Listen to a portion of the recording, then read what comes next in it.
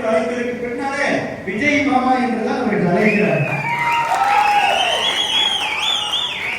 முதல்ல அவங்களுக்கு தெரிஞ்சது அம்மா அப்பா, அதுக்கப்புறம் தெரிஞ்சது விஜய் மாமா. நான் வரேன் இந்த டயலாக் இன்னைக்கு எத்தனை மில்லியன் எத்தனை குடும்பங்கள் தளபதியின் நெஞ்சிலே குடியிருக்கக்கூடிய அன்பு தம்பிகள் எல்லாம் மேலே வைக்கிறீங்க. தளபதி நெஞ்சிலே குடியிருக்கக்கூடிய அன்பு தம்பிகள் எல்லாம் மேலே கீழே இருக்கிறீங்க. தளபதி நெஞ்சிலே குடியிருக்கக்கூடிய அன்பு தங்கைகள் எல்லாம் இடம் கீழே இருக்கிறீங்க. ஆனா தளபதி உங்க எல்லா நெஞ்சிலையும் நிரந்தரமா குடியிருக்கிறார். அதான் முக்கியமான விஷயம்.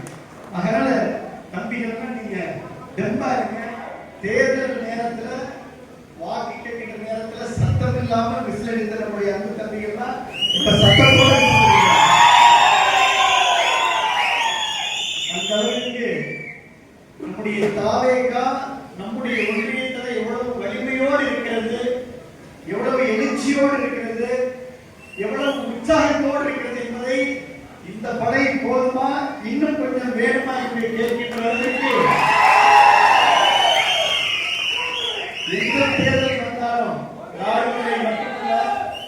திராவிடங்களை மட்டுமல்ல, திருச்சி கிழக்கு மட்டுமல்ல, கரூர் மட்டுமல்ல, இனி எந்த தேர்தல் வந்தாலும் தமிழகத்தில் தாவேகாதான் வெற்றி பெறும். அதற்கு சாட்சி இந்த மேடையுடைய காட்சி. ஏன்னா இங்க இருக்கைக்கு இந்த மண்டபத்தில் இதுக்கு மேல இடம் இல்லை. ஆனா இப்பதான் எனக்கு தம்பி ஒன்றிய கார்த்தி கருணா சொல்றாங்க, ஆனா கீழே மண்டபத்துக்கு கீழே இதே மாதிரி இன்னொரு கூட்டம் நின்றுட்டு இருக்குங்க அப்படின்னு காதை கடிக்கிற அந்த அளவிற்கு உணர்வோடு நம்முடைய தளபதி, நம்முடைய தாவேகா, நம்முடைய மன்றம், நம்ம கட்சி, நாம பார்த்து மன்றத்தில் வளர்ந்து நம்முடைய ஹீரோவா பார்த்தோம். இன்னைக்கு முதலமைச்சரா பார்க்கிறோம். இன்னைக்கு செய்தியாளர் கோட்டையில மூவர்ண கொடியில